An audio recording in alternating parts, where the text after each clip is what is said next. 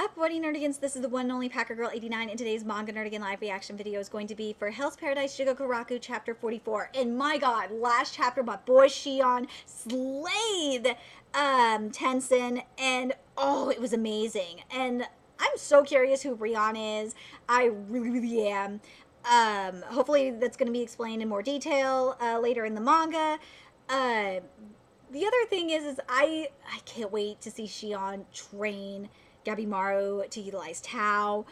And oh man, and the other character that I really am loving even more, besides Shion, is Yuzuriha. Yuzuriha is a realist. I love her.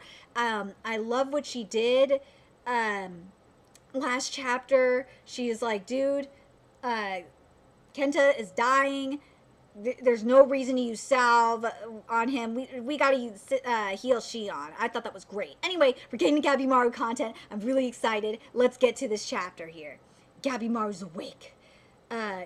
You always so jumpy when you wake up? Like some sort of spooked cat?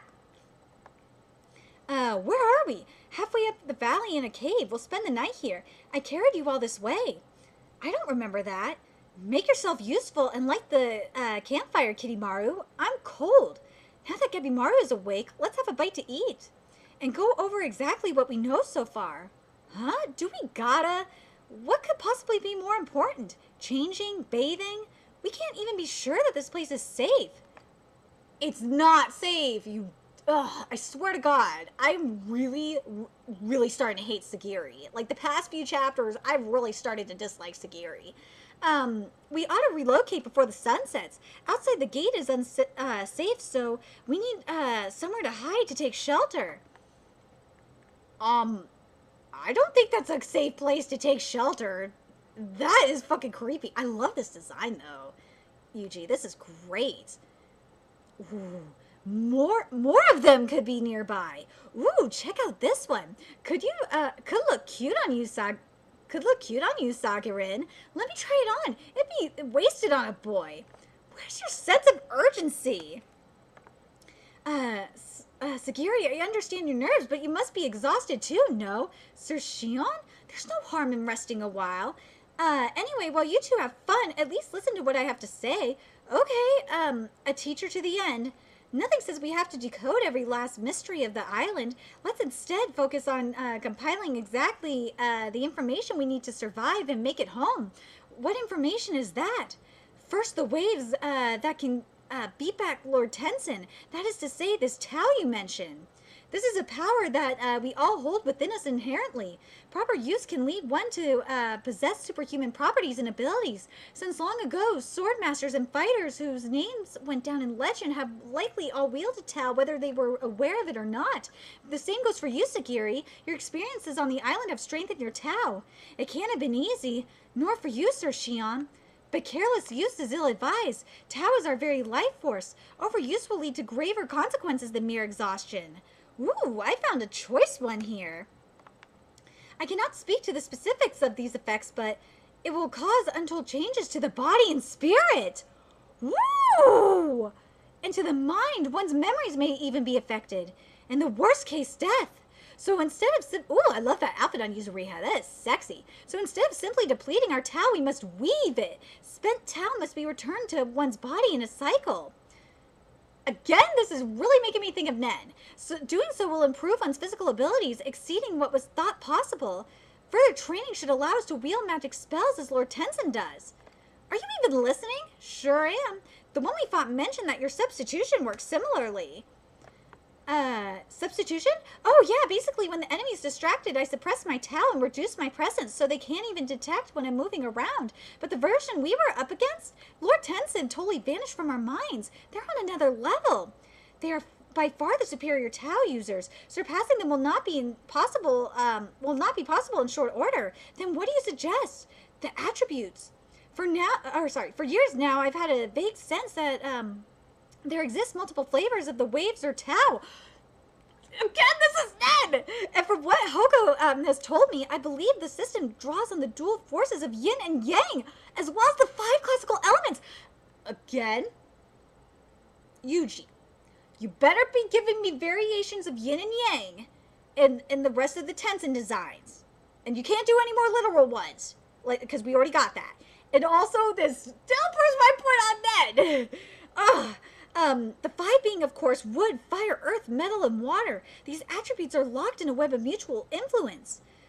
Through touch, one type of Tao can restore another, while some attributes will hinder other types of Tao. Again, this is fucking dead! For instance, Sagiri and myself seem to have the wood attribute, while, Nuragai may have water. A mere touch from Nuragai is capable of replenishing our Tao. It's a positive restoring effect. Ooh, that is really interesting. Yuzuriha, meanwhile, has earth. Touching us drains and weakens her Tao. That's why I'm just so weak for you, Sagirin. Be gentle, Kay. The monster we faced was likely earth as well, so my wood attribute hindered it and left it unable to regenerate. If we and that explains why. Actually, that explains why Sagiri was able to wound Tensen, and he wasn't able to regenerate. That makes a lot more sense. If we exploit these attributes, even the immortals may be slain. Gotta think about the elixir of life too, though. I can't go home without it, remember? Ah, indeed. The big monsters have got something similar, but it's no true blue elixir of life, right? I'm afraid it wasn't there won't satisfy the shogunate, but Gabimaru claimed that such an elixir must exist. Apparently his village chief is an immortal as well, which means the elixir must reside somewhere in this world. So yeah, about that. What if that was just an illusion? An illusion, you say? Yep, we shinobi are known for genjutsu. It's the oldest trick in the book in shinobi villages. You show off some supernatural crap to the kids when they're real little to establish that that absolute hierarchy. Plant those seeds and let them know who's boss. I like that. The chief was probably making sure no one would ever oppose him. Worked the same way in my village, actually. And it's only the elite officers who know the real truth behind it all. So, just guessing here, but yeah. The Iwagakure chief is pretty well known as a genjutsu master, plus something else has been bugging me. If I'm interpreting the girl's explanations correctly, proper use of the hindering attribute should allow us to kill these opponents. Gotcha, so Tao's the key after all. Darn right. Who taught you to talk like that? Care to join us? I'm listening.